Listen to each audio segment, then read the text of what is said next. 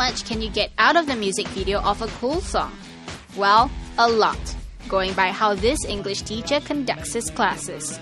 Mr. Alan Johnson and his Secondary 4 English class in St. Joseph's Institution deconstructs the lyrics of a song, all in the name of poetry.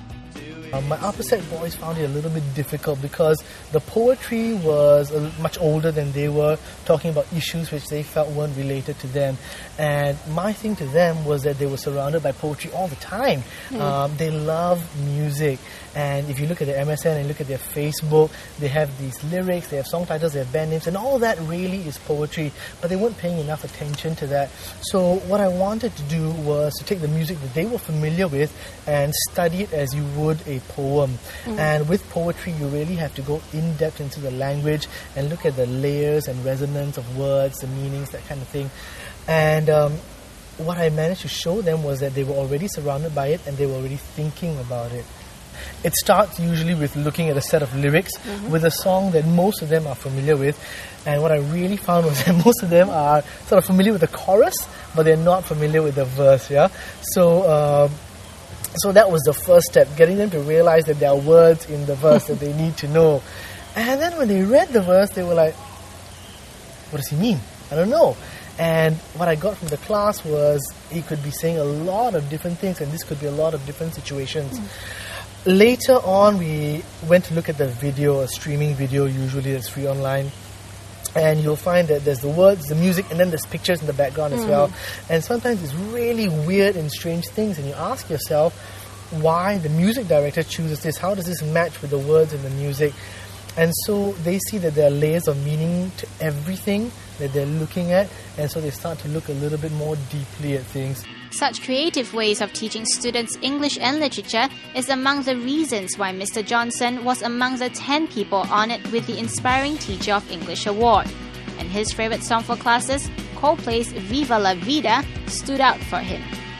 Ostensibly, there is one explanation, so-called, of the song as given by the band, but there are so many other explanations. It could be a guy in love, it could be about political ambition, it could be about his dying mother, it could be about so many different things, and that came out in the class discussion a lot, and almost it became contentious that, you know, I'm right, you're wrong kind of thing. And I think what that did for them was just open this whole door to the possibilities and the layers of meaning, and how just like everything could hang on one word, just one word alone. For his students, Mr. Johnson's classes does not only help them improve their language skills, but open their minds to think out of the box. His teaching methods engage us a lot, and they help us not to always look at things from the same angle, but rather choose a different way of looking at things, choose a different angle. And in fact, this, I feel, is a very useful skill for us later on in life when we will be confronted with situations which pose multiple difficulties and have multiple solutions. One way he helps his students think from different perspectives is to get them to express themselves by acting in skits. By getting his students to immerse themselves in their characters, Mr. Johnson brings literature to life. Just like this Shakespearean court scene that takes place after Julius Caesar's assassination.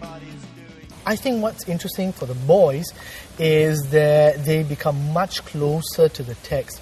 Before, if you're studying it from the outside, then you're a disengaged participant. Once you become engaged with the text and you become a participant in the text itself, then you're a lot more interested in what's happening. You're a lot more concerned about the things that you say.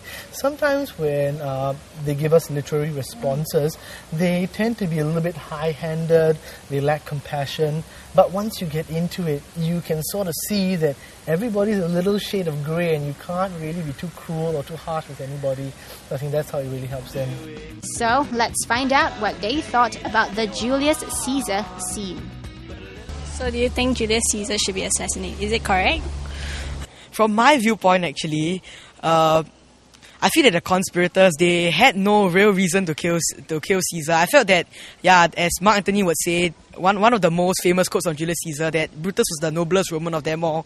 I feel this is very true. It's just misconception, and maybe all of us can learn a thing from this. We can learn that, you know, we shouldn't be too trusting to people around us. We should learn how to choose our friends, pick them carefully, because whatever we do, whoever we interact with, and how our ideas are influenced from them, by them, this will affect the decisions we make in life, and the decisions we make in life make us who we are. Well, this is the sort of learning and development Mr. Johnson hopes for.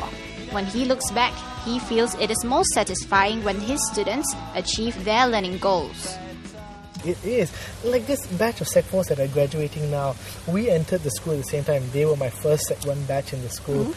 And I see them, these little boys. I remember one of them got lost on the first day of school, took the wrong bus, overslept, ended up in Bedok and I don't know what and all that. But, now he's like a prefect and he's managing other people and telling them what to do and teaching other kids how to come to school properly, get themselves... You see that growth and the change and it's like, wow, there's something there. There's something there. Next, we find out how a teacher overcomes his Chinese-speaking background to win the Inspiring English Teacher Award.